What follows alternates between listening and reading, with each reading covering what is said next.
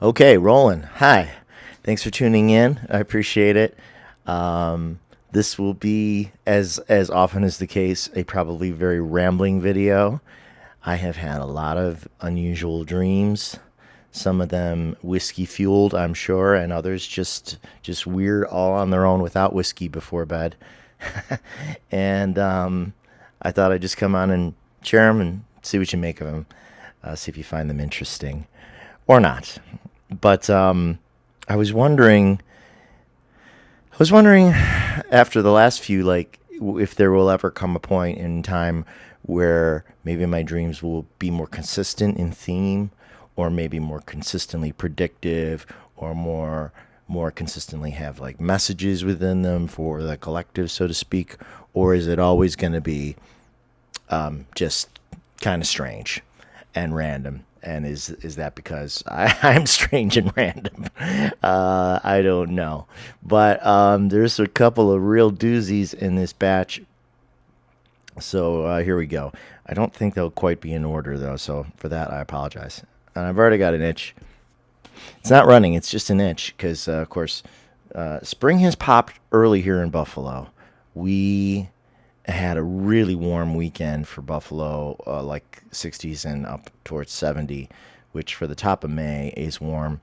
I have a catalpa tree in front of my house, if you're familiar, and that tree is a late bloomer. It usually doesn't bloom till maybe the middle of June, and it is already starting to bud. That's a whole month early. So, yeah, and our winter was very mild. We had a couple of snowstorms uh, for which I used the snowblower, and that was it. Like the storms that we did have were more sort of a flurry all at once, but like we didn't really have like consistent heavy snowfall through the season as we have had in years past. So global warming, maybe, yeah, quite possibly. That's what I would suspect. But anyway, that's quite a tangent. Um, but it is nice because I've been able to get back to biking at the harbor in Buffalo, which I enjoy, and that ties into somewhat ties into one of the dreams. So I might as well start there. I had a dream a few nights ago, one of the more recent dreams, and it's not the first time I've dreamt about this, but I had a dream I was taking care of microbial life, tiny, tiny life forms. They were so small that, sorry, phone's blowing up. They were so small that you could really only see them with like some kind of magnification, like either magnifying lens or magnifying glasses, and they looked almost like tiny little. What did they look like? Beans. They were so small. They were like tiny, tiny, tiny little curly bean shaped structures with tiny proto legs, not even real legs, just little buds sticking out. And I've wondered about this because I've had that kind of dream. Here comes Shay. A bunch of times where like I'm seeing life at the very tiniest level, and I don't know if that's just meant to be a reminder of how just everything around us really is alive. I mean, of course, we know we've even got microscopic bugs that live all over our skin, that do us no harm, that are just part of our. We are part of their. We're a part of their system, or they're a part of our system. Like the entire system works together. Different organisms exist at the leisure of other organisms in this very complex system. Texty, texty, texty. Everybody texted me, so put that away.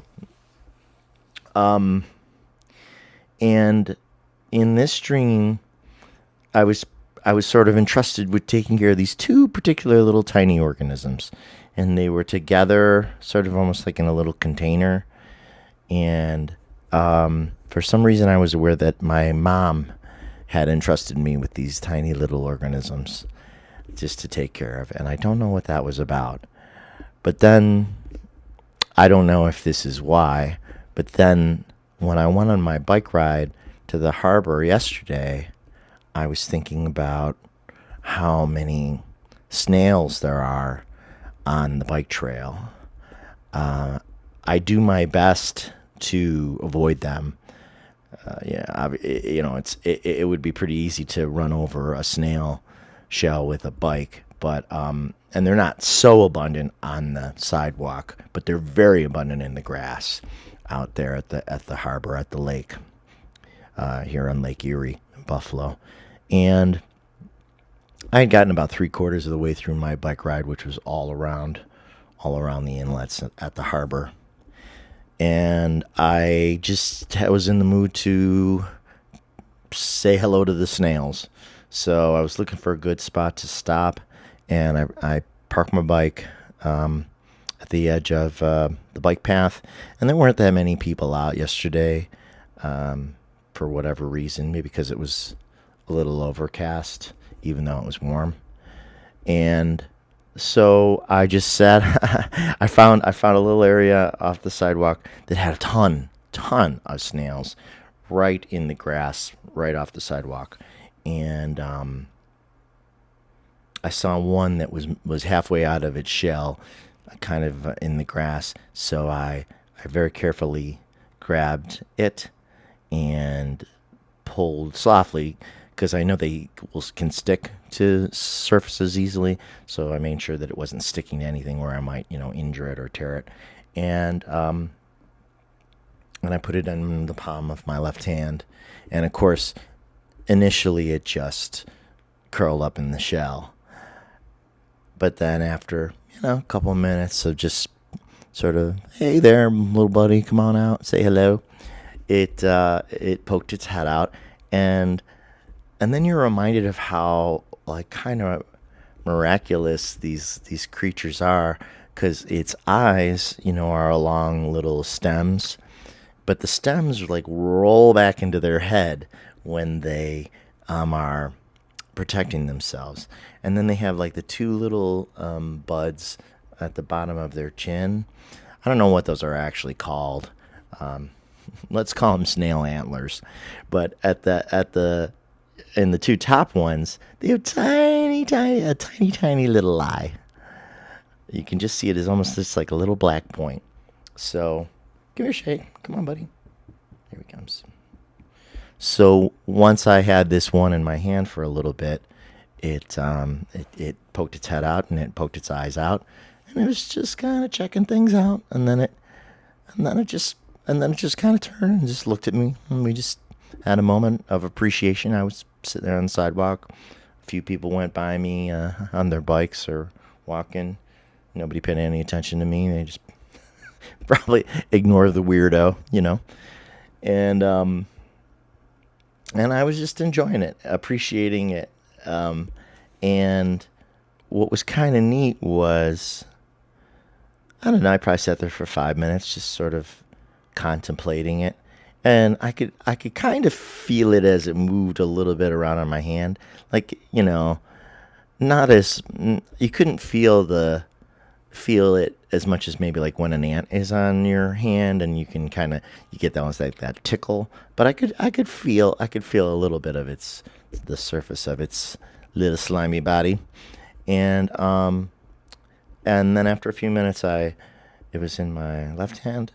I sort of like put my hand on an angle at the edge of the bike path back into the grass. And I kind of figured if it could see the ground, the green, then it would probably be drawn to it. And it was. So it had been in the middle of my hand, and it slowly slinked its way down my hand until it could reach from my hand to a grass blade. And what was funny is, they're like, the shells are about whatever, that big, but like they're kind of long. They're about this long. So when they're in full stride, and she was all the way out, the snail shell kind of slides to the back of their body, And then when they realize like the shell's kind of like that's maybe gonna come off, they they slide the shell back up the length of their body. And it's just I don't know, when you really just watch the minutia, it's just kind of interesting and fun. I think it is, but what do I know? And so that's what it did. It kind of dipped into the grass. It was halfway on my hand and halfway in the grass, and then it sort of like it sort of slid its own shell back up its body, and then boop, it was in the grass, and that was it. And that was our little exchange. So, don't know if it's related to my dream of microbial life, but the microbial life dream was pretty interesting. One of the little weird parts about the microbial life dream was seeing some other really like tiny microbial life. It was almost like my eyes were magnifying glasses because I could see things that were very small, not usually visible to the naked eye. And I realized that there were some other little life forms that were kind of like dying off for whatever reason.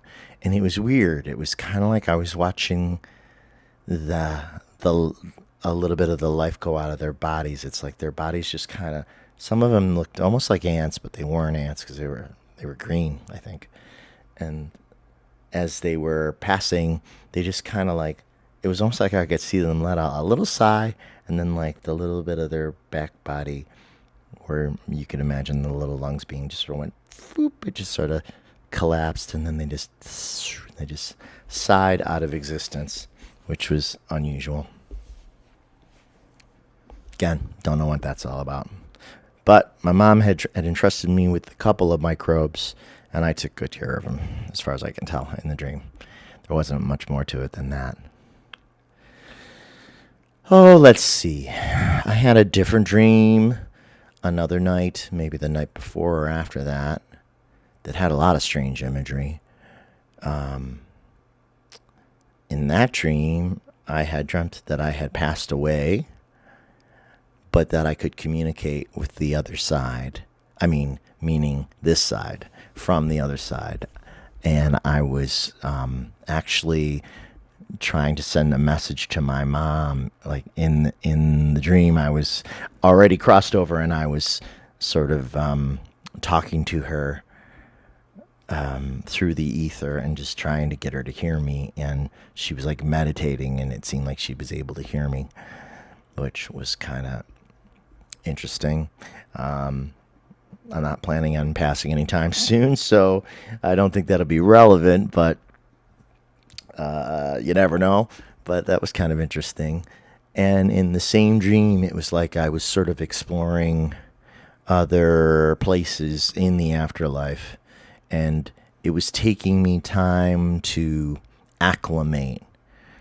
Like, at first, I really couldn't see that well. It was almost like I had to learn how to see again in a different space. So, as the dream went on, I was able to see more than I could at the beginning. At the beginning, it was almost just like, sort of like, just like a blobby space with splashes of light.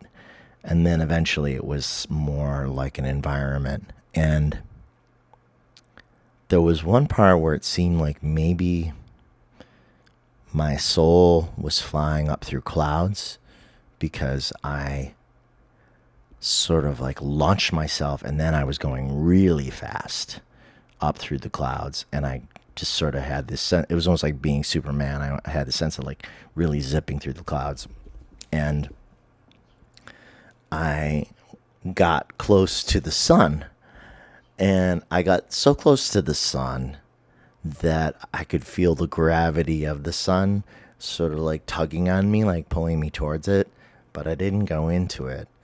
And when I sort of like flew up around towards the top of it, it looked more like, it was odd. It was almost like alive. It almost looked kind of like it almost looked like a crystalline jellyfish. I know that sounds really odd, but it appeared more like a life form than like a round ball of compressed, gases. And I'm not. I'm again. I'm certainly not sure what that's about, but it was interesting to see a different kind of detail, because obviously you can't really stare at the sun, not as a human being. I don't know if you can in spirit, but in the dream I could, and like I said, and it was super bright, but it was like the longer that I looked at it, then I could kind of see into the structure of it, and that's when I noticed that it kind of looked like a cross between a beautiful light chandelier, a kind of sparkly, glowing chandelier, and a jellyfish.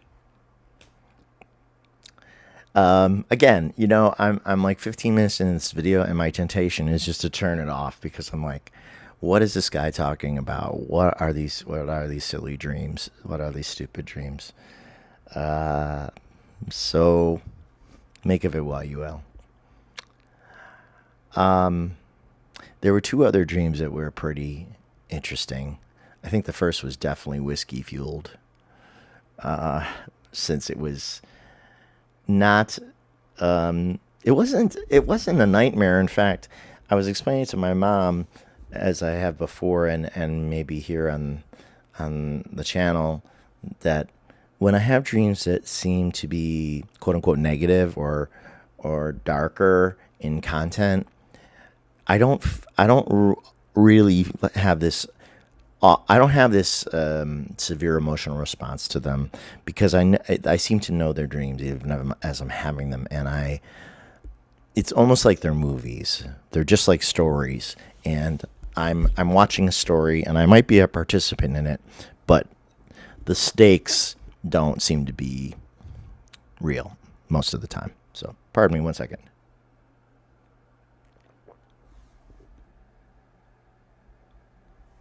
Okay, little lime in the water. Yummy. So, in this particular dream, well, there were two on different nights, but the first one, oh yeah, and I was telling my mom this, and it made her laugh. In the first one, I had access to this advanced missile that I don't know if it was designed for this purpose, or I was going to use it for this purpose, but there was a missile, and it wasn't like it wasn't like a nuclear warhead where like they're maybe 100 feet long, or however the hell long they are. This was like a 6-foot missile, but it was a powerful missile that could potentially make the sun go nova if you shot it into the sun. Why would you shoot it into the sun?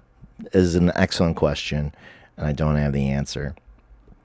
But I was aware that I could access this missile somehow. And the funny part was, the missile was kept like at the place where I work, at my day job. It was in a building at the place that I work, okay?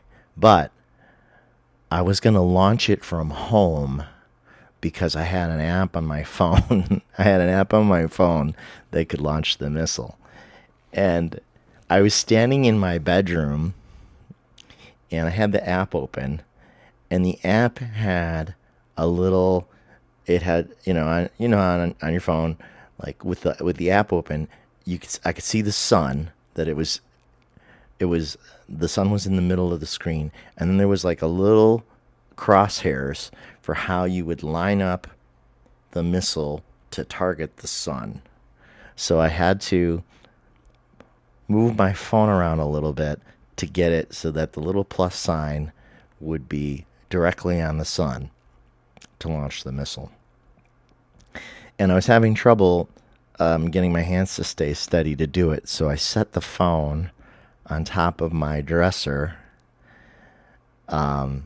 and then I leaned it against something, and then I kind of adjusted it from there. And then I realized, oh yeah, I've got it. I've got the X right on the sun. And now I can shoot the missile. But then I thought,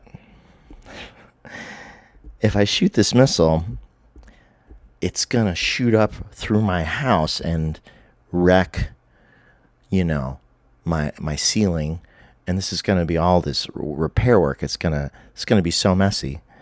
Maybe I shouldn't do it. But then I remembered that the missile was being kept at the place where I work, not at my house. And so if I shot it off, it would just go through the roof of the building where I work instead of through my own home. And then I also realized somehow that this app on the phone would send the signal to launch the missile from my house to work and then up.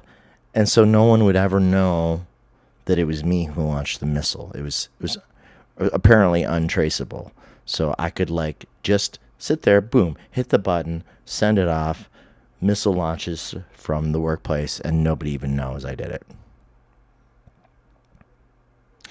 So I did it. And it was like in those cartoons, where there's the shiny red button. I don't know if it's in Wile E. Coyote cartoons with the Roadrunner or some other cartoons, but like there's a button in there, and sometimes it'll be a button on a detonator, and it'll say, whatever you do, don't touch this red button. But the button is shiny and red and calling to you, like tempting you towards your own destruction, because you just are you're compelled to go where you shouldn't, because your curiosity gets the upper hand on your self-preservation. And that's what happened. So boom, I hit the button, and then on the screen of the app on my phone, I could see a little little line, an electronic signal that went to the place that I work to tell the missile to launch. And then boom, I saw the missile launch on the screen of my phone towards the sun. But here's where, as is often the case in dreams, it got stranger, because then it seemed like it wasn't actually headed towards the sun. It seemed like instead it was headed towards maybe the other side of the earth instead. So I don't know what that's about. And that in fact the true purpose of the missile was to change Earth's environment. That it was going to smash into the earth somewhere and cause an environmental change, cause an environmental chain reaction. And again, I had allowed my curiosity to lead me to do this, but all along it seemed so much like a game, I didn't think about the consequences. But then again, on the screen of my phone, I could see the missile take off and then do its arc to where it was going to strike. And as it was coming back through the atmosphere, I could see it going through the top of a forest, boring down through a green space. And I was like, oh wow, there's no going back from this. Whatever's going to happen, whether it's a good thing or a bad thing that comes out of this missile launch, I don't know how it could be a good thing, but we're committed now. And then I thought, for the first time in the entire process, I thought, oh wow, this is going to affect a lot of people, and especially the people who are right where this thing is going to land. And that was the first time that I felt like maybe I had made a mistake or afraid, or wow, what have I done? But yet the die had been cast and it was too late. And so whatever was going to happen was going to happen. Now, I don't know if that kind of a dream I don't know if I would have that kind of a dream as like a subconscious fear about the environment that we're in, globally. But I really don't think about, I mean, well, I have thought about what it must like to be in Ukraine under attack. And that is a terrible thought. I have I have spent a few nights where I thought, God, what if you had to go to bed every night and worry about a missile strike on where you lived, or the building, like say you lived in an apartment building, like what if it struck the building and the building were damaged or were to collapse? And that awful feeling of dread of never knowing how safe you are and if you're safe at all. And almost to where probably it's highly likely that people there don't even think about it day to day, unless, I mean, outside obviously of the soldiers who are in combat, because that's too difficult a thought to like be in a state of anxiety 24 hours a day. That would just be too much. So I don't know if it's related to that in some way. I also don't know if it's related to like just sort of the climate we're in, of worrying that we're headed towards maybe some kind of global conflict.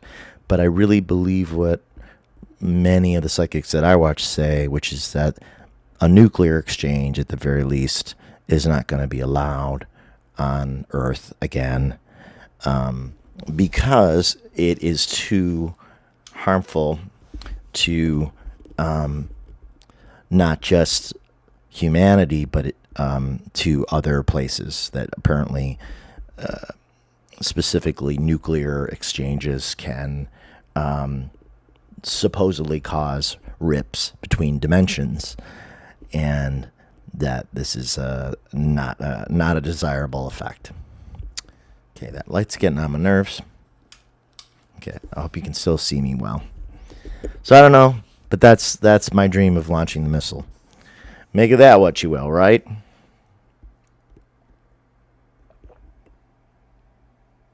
Excuse me. Naturally, there's more. Um, it might have been really the very next day after that I had a dream that later reminded me of a Twilight Zone episode. Not verbatim, but somewhat, in that there actually had been an event where someone had damaged the sun, our sun. I don't know if it was from a missile strike on the sun, but just to allay your fears in case I've stirred up any, if we were to shoot a bunch of nuclear weapons into the sun, if it was even possible to do it, it would have like no effect whatsoever. The sun is so massive and so powerful that it would just absorb them or melt them before they even got close. So that's not something that can really happen unless aliens did it. But why the hell would they do that? And if they did it, well, that's that. But I mean, there wouldn't be much reason. This is not helping, is it? So I dreamt that the sun had been damaged in some way, and that this was affecting Earth. And I don't know. It was confusing because there may have also been a conflict, a very big conflict going on Earth too, because I remember going outside. I remember, okay, it happened in stages. It was like we became aware of some kind of possibly nuclear exchange that had taken place, and I may have been hiding underground in a bunker or something with other people, and we became aware that a nuclear exchange had started, and there were a lot of people who died in the initial exchange, but I hadn't, and others hadn't too. And when we came above surface, it was very strange because I looked in the sky and it was like most of the sky was filled with ash and it was blocking out the sun.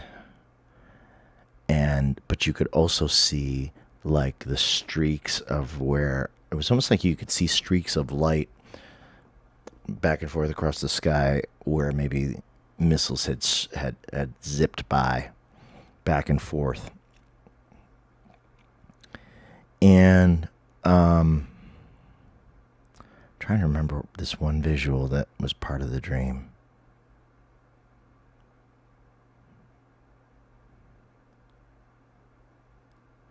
Because there was one part where I remember like the clouds, the sort of smoky clouds above us parting a little bit so that I could still see through to the stars.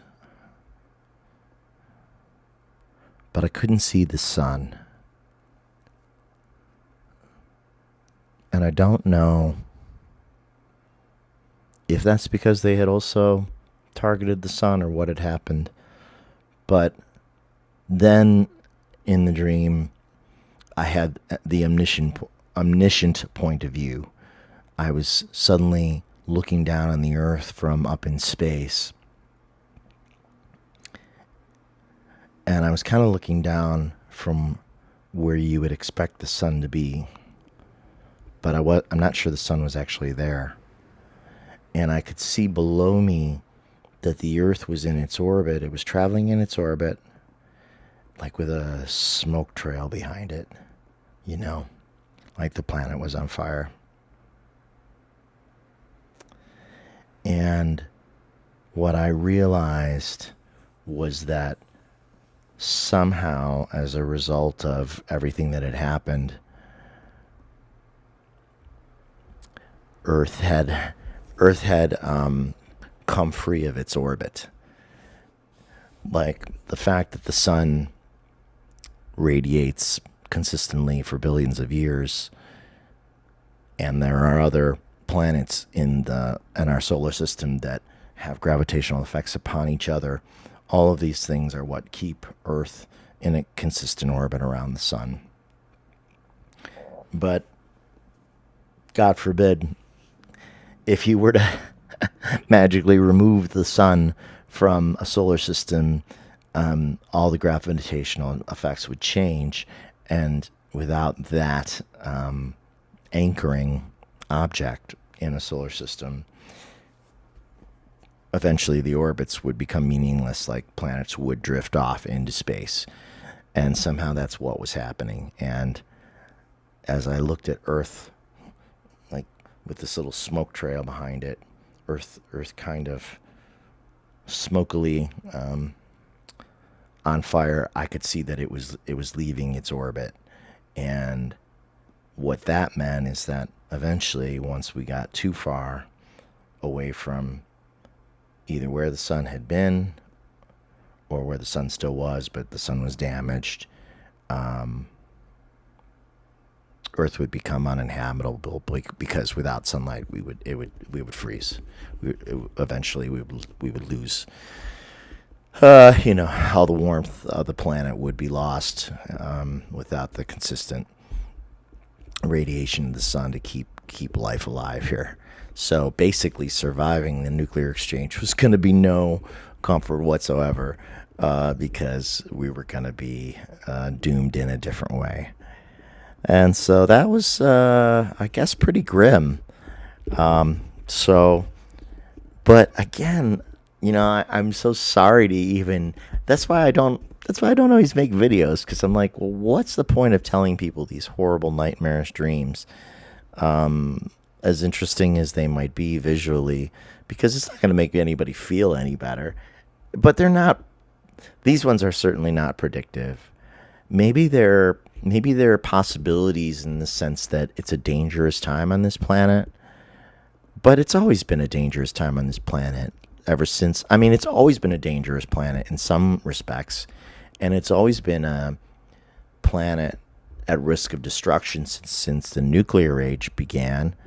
But I have faith that cooler heads prevail, that there's enough good leadership, sanity among nations that no one wants to go that route of total destruction, because even even some of the bad actors in the world, I mean, what's the point of ruling a dying planet?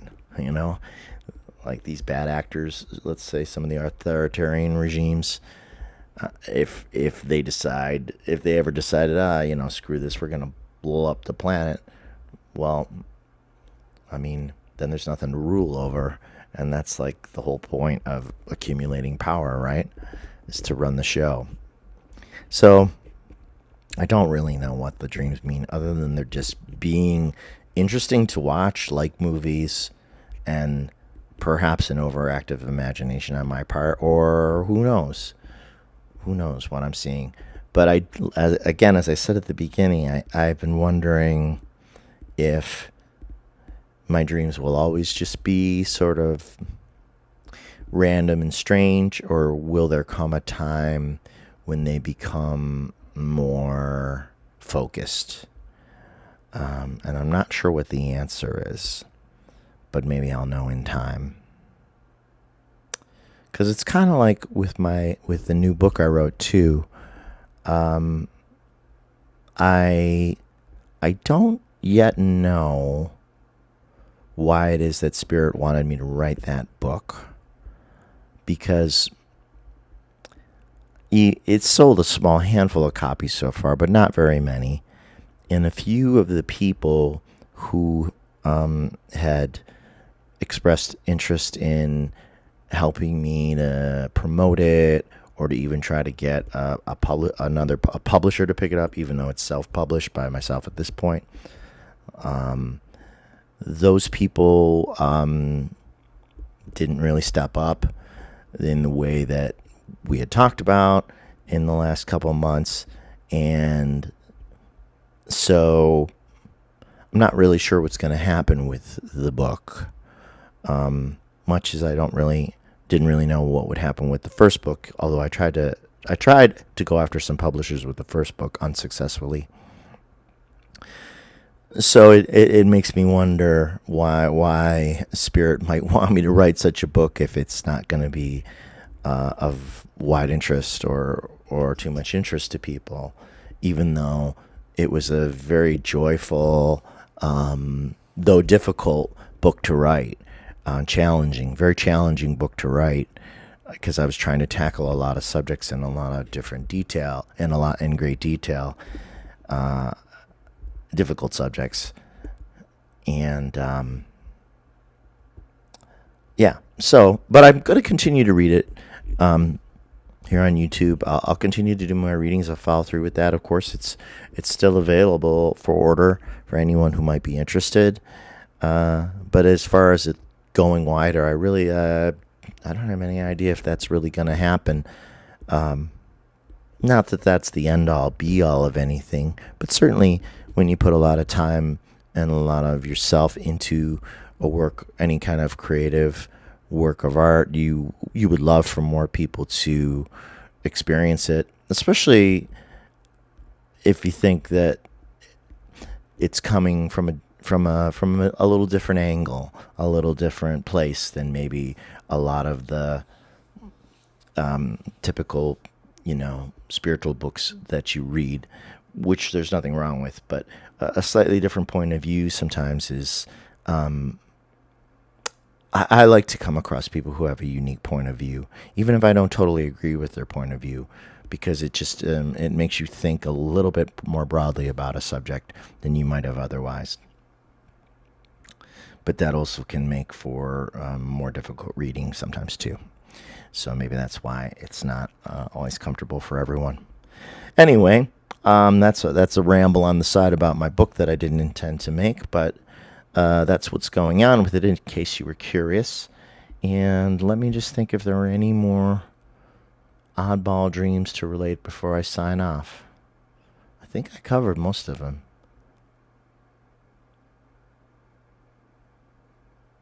Yeah, that microbial life one was interesting. But I'm really glad I um, stopped on the bike trail to spend a little time with the snail. It's just a reminder of how miraculous life is in all its iterations. There is so much. Um, there are so many variations on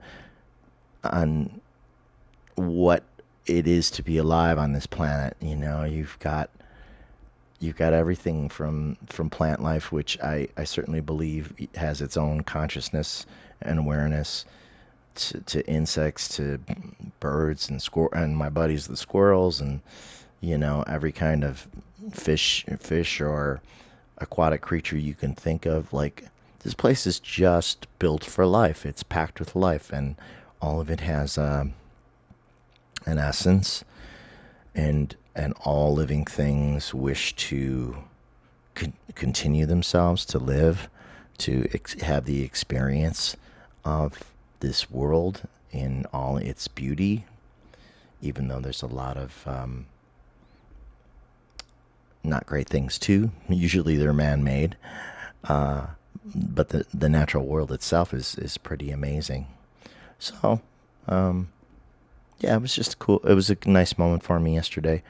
I cut myself a break on the biking to to spend a little snail time, and I'm pretty confident I didn't hit any snails on the trail on the entire bike ride. Nor do I feel like I have in years, because I kind of stay aware of what's in front of me, um, and they're so much more abundant in the grass. I mean, clearly they have a general instinct to stay off the path for the most part.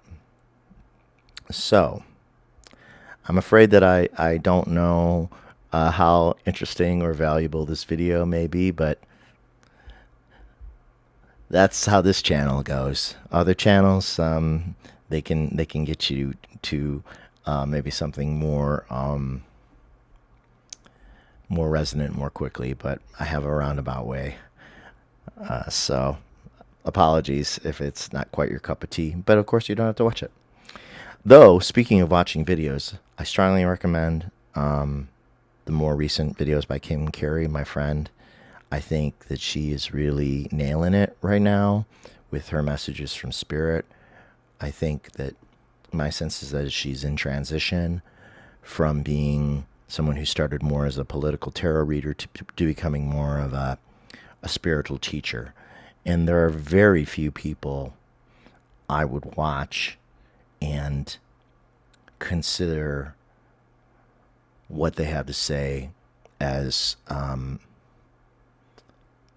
serious spiritual advice, because many of the YouTubers, including myself, we're just flawed people who have spiritual beliefs.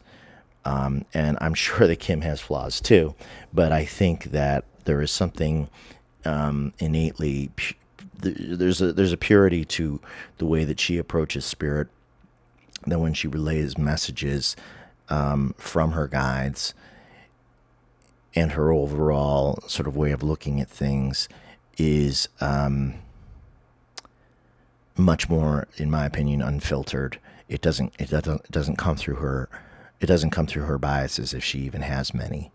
And I've really enjoyed a lot of her more recent videos where she's talking more about spiritual concepts, and I'm finding myself even reevaluating some of my own beliefs and thoughts, even though I feel like I've done a lot of work on trying to become a more spiritual and rounded person. So I appreciate that she's bringing something to the table that I think is very valuable and very unique. and her Sunday shows are more like just conversations. And they haven't been a ton of people in those Sunday shows. Like, they've been live, and maybe it's 300 or 400 people, which is a lot of people. Don't get me wrong. But when you see some of the other psychics will have thousands in to listen to like political tarot, it kind of makes me wonder why more people don't want to listen to more of this sort of spiritual messages as opposed to the political. But whatever, that's another subject entirely. So I'll leave it there because I have rambled long enough, and gonna go give Shay a hug and take a shower and get ready for bed soon, I guess. All right, take care. I hope you're well. Your comments are always welcome. If you found this at all interesting, and I'll be back for a book reading very, very soon. So thanks for tuning in. Take care. See ya. Bye.